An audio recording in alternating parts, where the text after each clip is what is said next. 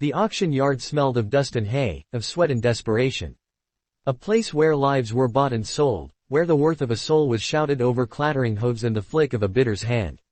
She stood in the shadows near the back, her shoulders rounded inward, as though she could fold herself small enough to disappear. But she wasn't small. That was why she was there. Too big, they'd said. Too strong, too broad-shouldered, too tall to fit into the neat little boxes society carved out for women. Her family had muttered in shame, her stepmother's words sharper than barbed wire. No man will want her. Better to sell her off than waste another loaf of bread on that one. And so here she was, humiliated and trembling, wrapped in the thin dress they had chosen to make her look more docile, more sellable, as though she were livestock instead of flesh and bone and heart. The man calling the auction lifted his voice, describing her like she was nothing more than a mule. Strong back, capable hands, healthy enough to bear children, useful in the kitchen or the field. His words slid past her ears like knives she'd already grown numb to. She stared at the dirt, at her bare feet scuffing the ground, and tried not to cry. The laughter of men rolled through the air like thunder. Some made jokes about her size, others about how she'd be too much woman to handle. A couple offered half-hearted bids, the kind more meant to mock than to claim. And then she heard his voice. Deep, steady, carrying over the noise with the weight of something unshakable. She's mine. The auctioneer blinked. A hush fell, curiosity stirring. The cowboy stepped forward, boots crunching gravel, hat pulled low over sharp eyes that burned with a strange light. He wasn't smiling, wasn't laughing. He was serious. Dead serious. The kind of man who didn't play games, who didn't take things he didn't mean to keep. He laid his money down without hesitation, more than anyone expected for a girl who had been mocked as unwanted. Murmurs rippled through the crowd, but no one challenged him. The auctioneer slammed the gavel. Sold. Her heart raced, shame and relief colliding until she couldn't breathe. She dared to glance up, and her breath caught. He was taller than most, broad, but not cruel in his stance. His jaw was hard, his hands rough from years of work, but his eyes softened the edges of everything. He reached for her, not like she was a purchase, not like she was a burden. He reached for her as if she were something breakable, something worth handling with care. When his arm slid around her, drawing her against him, he bent close enough for only her to hear. You're just right for my arms.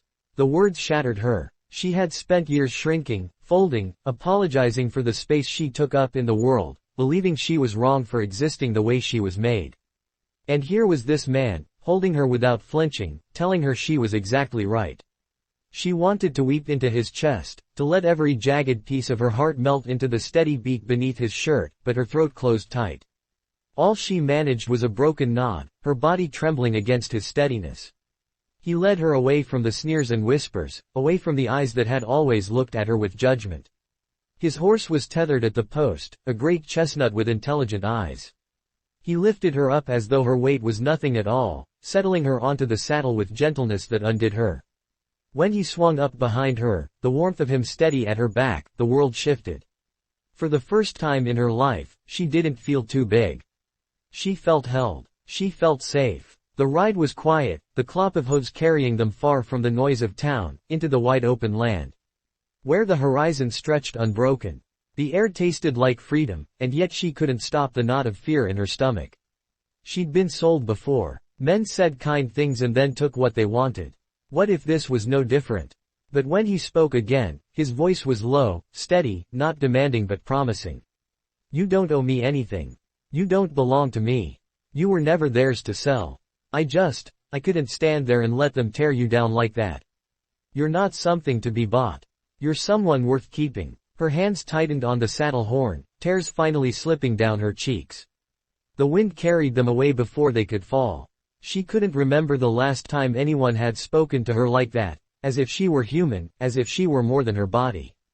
He kept his distance in ways that mattered. He didn't crowd her when they reached his ranch. He showed her where the rooms were, gave her food, told her she was welcome to stay as long as she wanted. When she tried to thank him, her voice small and broken, he only shook his head. Don't thank me. Just live. Just be. And for the first time in her life, she began to wonder if maybe she could. The first night in the ranch house felt unreal, as though she were inhabiting someone else's body, someone else's life.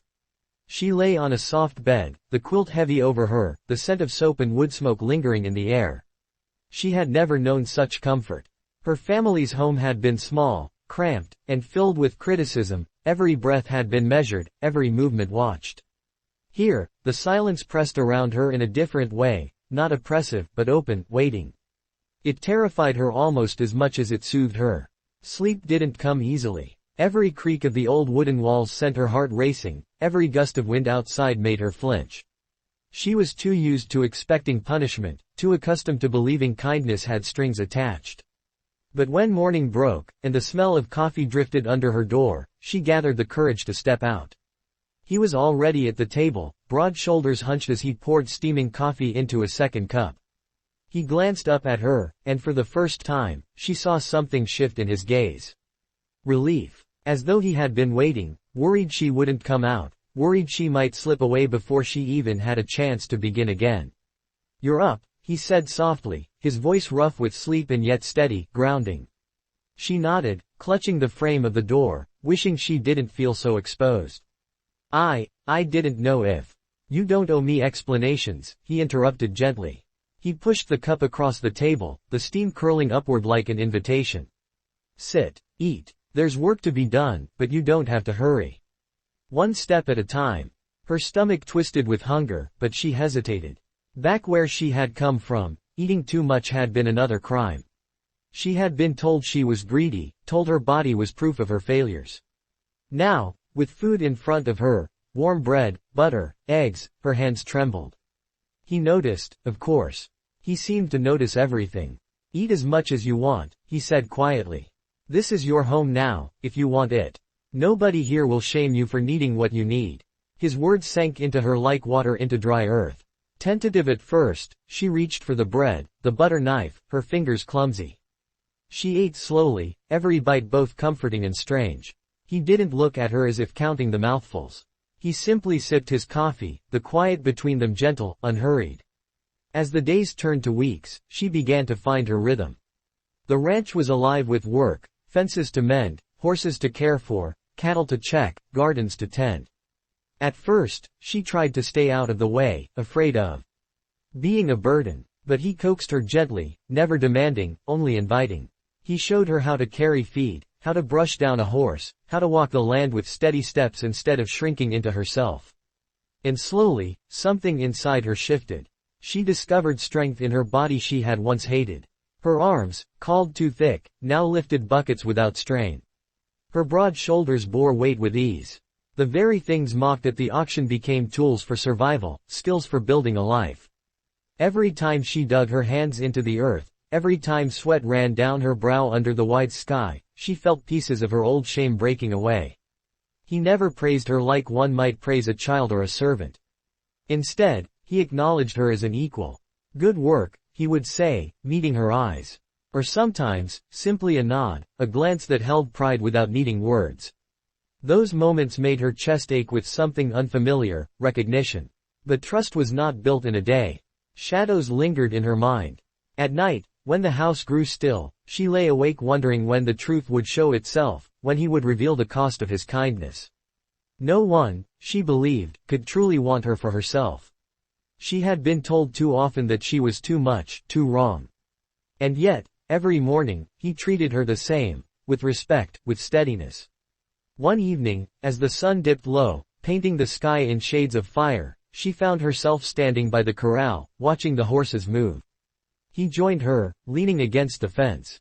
Silence stretched between them, comfortable and heavy with things unsaid. "They called me too big," she whispered suddenly, the words tumbling out before she could stop them.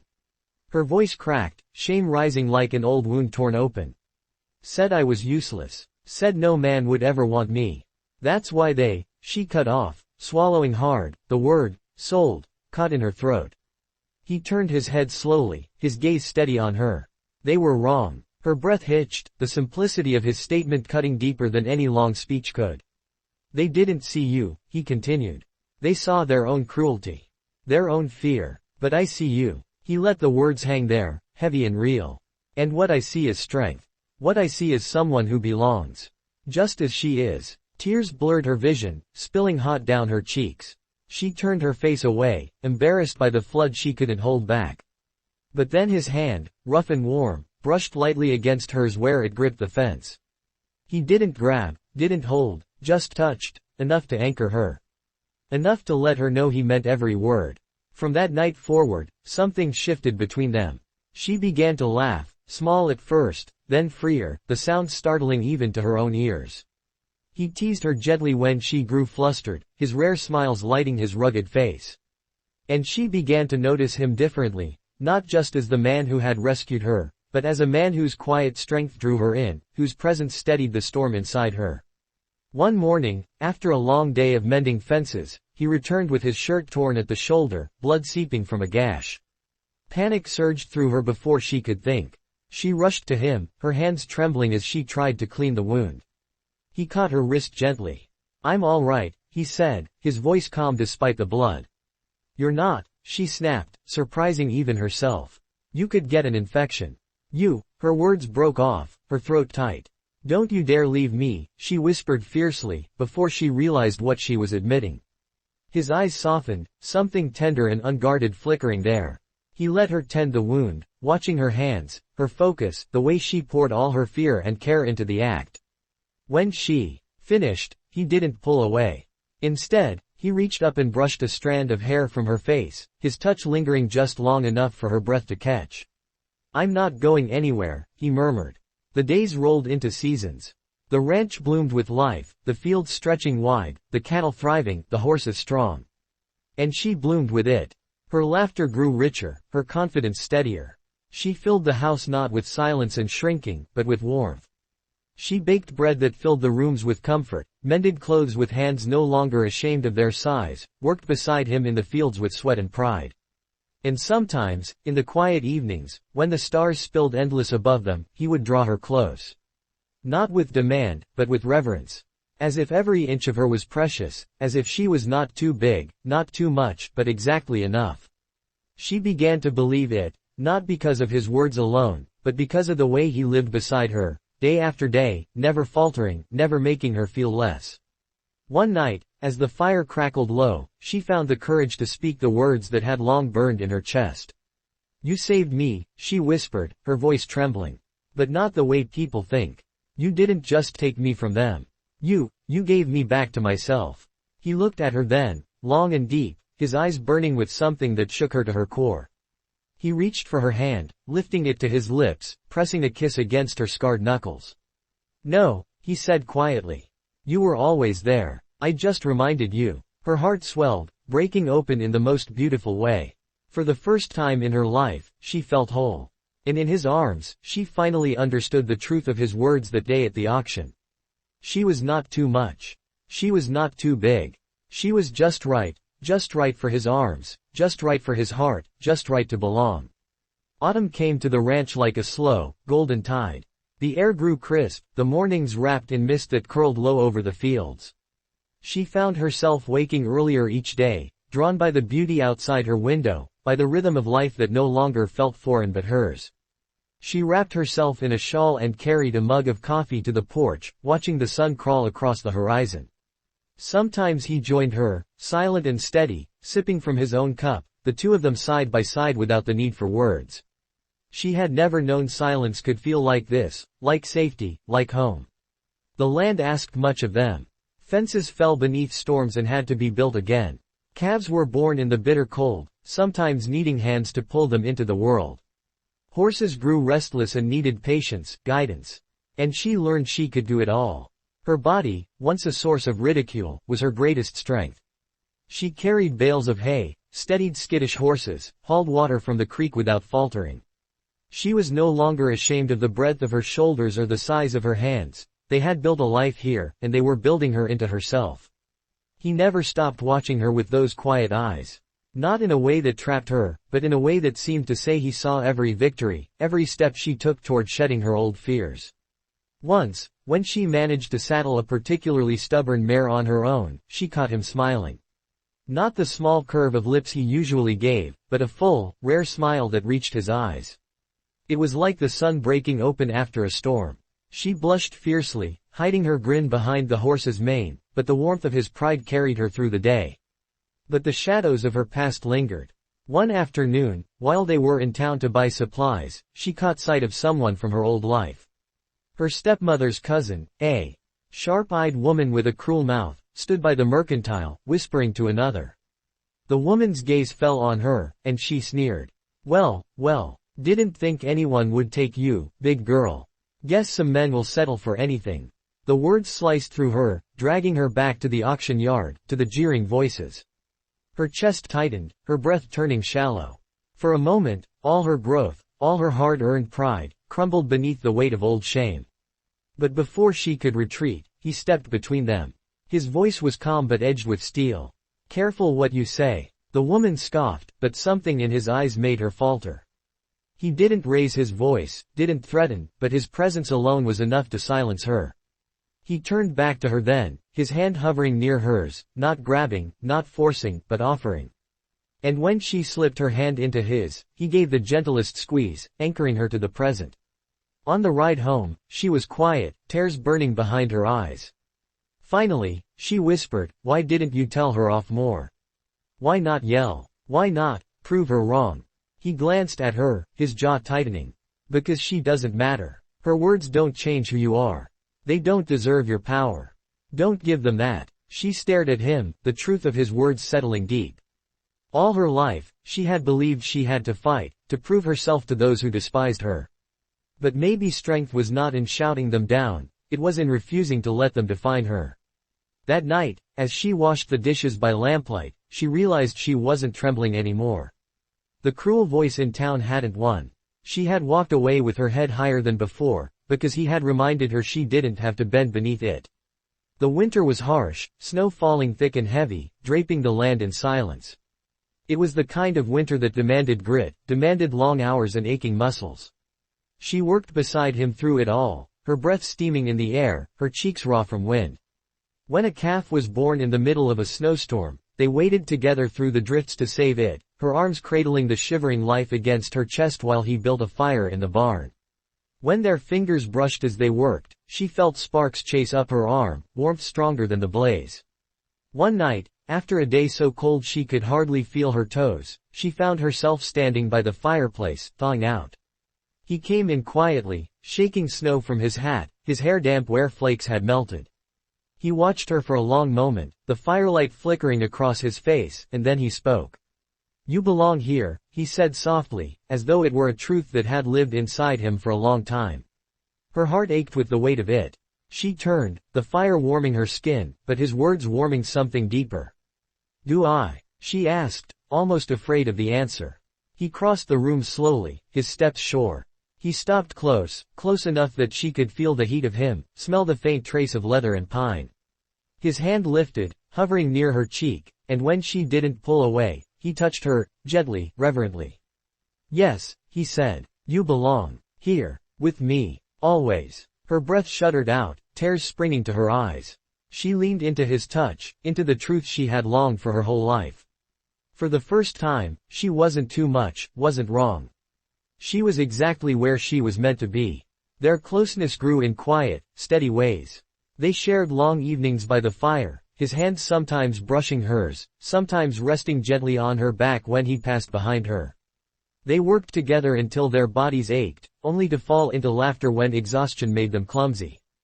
And at night, when the house was dark, she sometimes heard him moving softly, checking doors, stoking the fire, protecting, always. It wasn't grand declarations or sweeping gestures. It was something stronger. It was every small act, every moment he chose to stay, to care, to honor her. And she found herself falling, not with fear, but with trust. One spring morning, as the land began to thaw and green shoots pushed through the soil, she was kneeling in the garden, her hands caked with earth. He came up behind her, crouched low, and laid a wildflower on the ground beside her. She looked up, startled, and found him smiling that rare, sunlit smile. For you. He came up behind her, crouched low, and laid a wildflower on the ground beside her. She looked up, startled, and found him smiling that rare, sunlit smile. For you, he said simply. Her throat tightened. No one had ever given her a gift that wasn't meant to mock or bribe or belittle. She picked up the flower, cradling it carefully, and whispered, "Why?" His gaze held hers steady. "Because you're worth giving to." Tears blurred her vision, but this time she didn't turn away. She let him see them, let herself be seen fully. And when he reached out, she went willingly into his arms, the wildflower crushed between them but their hearts opening wider than the sky. Life on the ranch was not easy. Storms still came, crops still failed, animals still needed saving. But through every hardship, she stood beside him, no longer the girl sold for being too big, no longer the woman shrinking to fit the world's cruel words. She was strong. She was wanted. She was loved, not despite who she was, but because of it. And when he held her at the end of each long day, whispering against her hair, "You're just right for my arms," she finally, truly believed him. The rains came heavy that year, turning the ranch roads into rivers of mud, filling the low fields until the cattle had to be driven up to higher ground. She trudged through it all, boots sinking deep, her muscles burning from the long hours. Yet not once did she complain. She had learned to wear the ache in her bones as proof of living, proof that she belonged to the land now as much as the man beside her. One morning, before the sun had fully broken the horizon, he knocked on her door. His voice was urgent but steady. "We've got to move them. Flood's coming fast." She dressed quickly, heart pounding as she followed him out into the dim light. The river that cut through the ranch had swollen, roaring louder than she'd ever heard it, froth licking hungrily at the banks. The cattle were restless, their cries sharp in the damp air. Without hesitation, she mounted one of the horses and fell in beside him. The drive was brutal. Rain pelted their faces, the wind cutting through their clothes, the ground slippery beneath hooves. A young calf broke away, stumbling toward the water's edge, and without thinking she spurred forward. Mud splashed up her legs as she leapt from the saddle, grabbing the calf by its slick hide just before it slipped into the current. Her knees hit the earth hard, pain shooting up her leg, but she didn't let go. She held on, dragging the calf back until he was there, his strong hands joining hers, pulling the little one to safety. For a moment they just stood there, rain pouring down their faces, breath coming in ragged gasps. He looked at her as though seeing something sacred. "You're fearless," he said, his voice rough with awe. She shook her head, hair plastered to her cheeks. "No, I was terrified." His hand touched her shoulder, steadying her. "Fearless isn't not being afraid. It's doing it anyway." Something inside her swelled, breaking open like the sky above them. They finished the drive together, mud-streaked, exhausted, but alive. By the time they brought the herd to safety, dawn had broken fully, spilling gold across the drenched land. She turned in her saddle, hair clinging to her face, and caught him watching her. Again, his eyes filled with something that made her chest ache. The flood passed, leaving the land scarred but standing. They repaired fences, cleared debris, nursed weak calves back to strength. The work was endless, but for the first time in her life, she didn't measure herself against failure. She measured herself against the sunrise, against the rhythm of the earth, against the quiet pride in his eyes when she stood tall at the end of the day. One evening, when the fields had begun to dry and the world smelled of fresh grass, they sat on the porch, boots kicked off, a bottle of whiskey between them. She leaned back against the rail, legs stretched out, and sighed. "Do you ever think about it? The way they looked at me. The things they said." He turned his head slowly, studying her. "I think about how wrong they were. But you heard them," she pressed, a bitterness still buried deep. "At the auction, in town, you heard it all. Why didn't it stop you?" His gaze didn't waver. "Because I wasn't listening to them. I was looking at you." Her breath caught, the truth of it striking harder than she was ready for. She searched his face for mockery, for pity, but found none. Only steadiness. Only him. The silence between them stretched, heavy with unspoken words. She felt the warmth of whiskey, the hum of crickets, the steady thump of her own heart. And before fear could stop her, she reached across the small space and placed her hand over his. His fingers curled instinctively, holding on. It was the smallest thing, yet it shifted everything. That night, she lay in bed awake, staring at the ceiling. Her chest burned with the weight of what she felt, the terrifying, beautiful truth that had grown inside her since the day he pulled her from the auction yard. She loved him, not because he had saved her, but because he had seen her when no one else had. Because he had taught her to see herself. The following weeks blurred into long days of work and quiet nights filled with the electricity of being near him. Their touches became more frequent, her hand brushing his arm when she passed him tools, his palm resting briefly at the small of her back when they walked side by side. Every glance carried more than words could hold, every silence filled with longing. One night, a storm rolled across the plains, lightning splitting the sky. She woke to the crack of thunder, her heart racing, shadows from her past threatening to close in. She stepped into the hallway, unsure of where she meant to go, and found him already there, lantern in hand. He looked at her, concern flickering in his eyes, and without a word, she crossed the space and pressed herself into his chest. His arms came around her instantly, strong and certain. The storm raged outside, but here, against him, she was calm. He bent his head, lips brushing her hair, and whispered, "I've got you." The words undid her. She pulled back just enough to see his face, to see the storm mirrored in his eyes. And then she kissed him. Tentative, trembling, but full of everything she had held back for too long. He stilled for only a heartbeat before his hand cupped her cheek, his lips answering hers with a tenderness that stole her breath. The lantern shook in his other hand until he set it down, pulling her closer, anchoring her to him. The world outside could have burned, and she would not have cared. For the first time in her life, she felt entirely, wholly wanted. When they parted, both breathless, he rested his forehead against hers. "I've wanted to do that since the day I saw you," he admitted, voice raw. Tears stung her eyes, but this time they were not from pain. "And you're not disappointed?"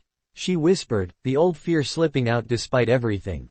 His thumb brushed her cheek. "Disappointed?" He shook his head, fierce and certain. "You are everything. Exactly as you are." The storm outside rolled on, but inside, she finally let the walls around her heart crumble.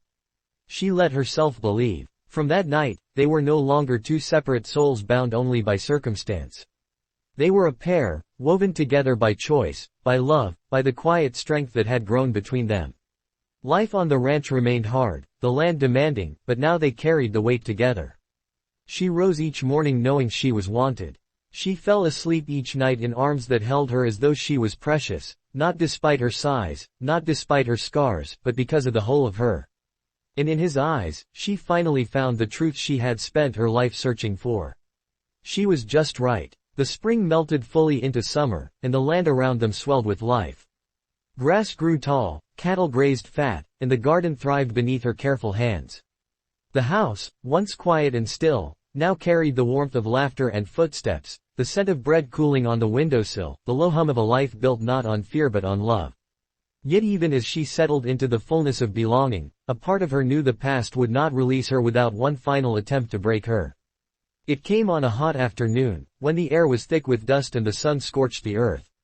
They were in town to trade supplies, her cheeks flushed with the pride of choosing fabrics for curtains, something she had never imagined she'd care for.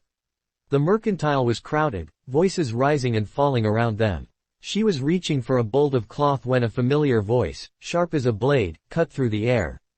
"Well, if it isn't the big girl," her stepmother spat, eyes glittering with cruelty. Time had not softened her. The woman's face was pinched, her posture stiff with resentment. "I heard some fool took you in. Didn't think even a desperate man would keep you long. Guess he hasn't learned what a burden you are yet." Her body froze, the bolt of cloth slipping from her fingers. The years of cruelty, the endless words of shame, rushed back like a flood, threatening to drown her. The laughter of the crowd at the auction, the sneers, the humiliation, it all pressed against her chest until she couldn't breathe. Before she could retreat, he stepped forward. He didn't shout. He didn't threaten. He simply took her hand, his thumb stroking over her knuckles, grounding her. His voice, calm but sharp, carried through the mercantile. "She's not a burden. She's my partner. She's the reason this ranch thrives. She's the reason I get up each day with purpose. She is more woman, more heart, more strength than you could ever understand." Gasps rippled through the crowd, but his eyes never left hers. "You hear me?" he said softly, though his words struck like iron. "You are not theirs to define. You never were." Her stepmother sputtered, but the power had drained from her. For once, the woman's words found no soil to take root in. With a huff, she turned away, dragging her bitterness with her. And just like that, the chains broke. Tears spilled down her cheeks, not from shame this time, but from release. He cupped her face right there in the mercantile, the world watching, and kissed her with a reverence that silenced every last whisper of doubt. For the first time in her life, she didn't feel like a girl too big for the world, she felt like a woman perfectly made for the arms that held her. That night, as they rode home under a sky bleeding with sunset, she leaned against him in the saddle, her heart steady for the first time. "Thank you," she whispered, voice breaking. He pressed his lips to her hair. "Don't thank me. Just live. That's all I want." And she did. She lived fully, throwing herself into every corner of the ranch, every inch of the life they had built together. She sang while she worked, her voice carrying over the fields. She planted flowers along the fence line, watching them bloom beneath her touch. She rode beside him when he checked the herd, her laughter rising each time the wind tangled her hair. She made the house a home, not through perfection, but through presence. In turn, he gave her everything he had. His labor, his devotion, his quiet strength. He fixed the roof not just to keep out the rain, but to keep her warm. He carved her a wooden box for keepsakes, though she had little to put in it at first. He held her each night as though she were the most precious thing he'd ever been given. Seasons passed. With each one, she shed another layer of the girl who had been sold for being too much. She grew into herself, into the woman who stood tall in the fields, who cooked meals with pride, who kissed her man with unashamed hunger. She became the heart of the ranch, her presence woven into its soil and sky. When the storms came, as they always did, they faced them together. When calves were lost or crops failed, they mourned and rebuilt side by side. When laughter returned, it was richer for having known loss. Their love was not made of perfection, it was made of choosing each other, again and again, no matter the weather. One evening, years after that day at the auction, she stood on the porch watching the sunset blaze across the plains. He came up behind her, wrapping his arms around her waist, his chin resting on her shoulder. She leaned back into him, closing her eyes, letting the warmth of him seep into her bones. "Do you ever think about it?" she asked quietly. That day, how different it could have been. He kissed the curve of her neck, his breath warm against her skin. "Every day. And every day I thank God I was there. That I saw you. That you're here now." She turned in his arms, tears glistening in her eyes but her smile radiant. "You saved me." He shook his head, pressing his forehead to hers. "No, you saved yourself. I just held on while you found your way." Her heart swelled until she thought it might burst. She kissed him then, slow and deep, pouring into it all the love she had once thought herself unworthy of. When they pulled apart, the sky had darkened, stars beginning to scatter across the horizon. Years later, when their hair had begun to silver and their hands bore the lines of labor, they still sat on that same porch each evening. The land had seen droughts and floods, joy and sorrow, but their love had only grown stronger, weathering it all. Children's laughter sometimes filled the yard, nieces, nephews, neighbors' kids who came to learn the work of the ranch. They never spoke much of the past, not because it was forgotten, but because it no longer held power over them. And when she leaned against him, her head on his shoulder, he would still whisper the same words he had spoken the day they met. "You're just right for my arms." She had lived a life once marked by shame, but it ended marked by love. Not by the jeers of those who tried to diminish her, but by the quiet, enduring truth of a man who had seen her and chosen her. And in that choice, she had found herself.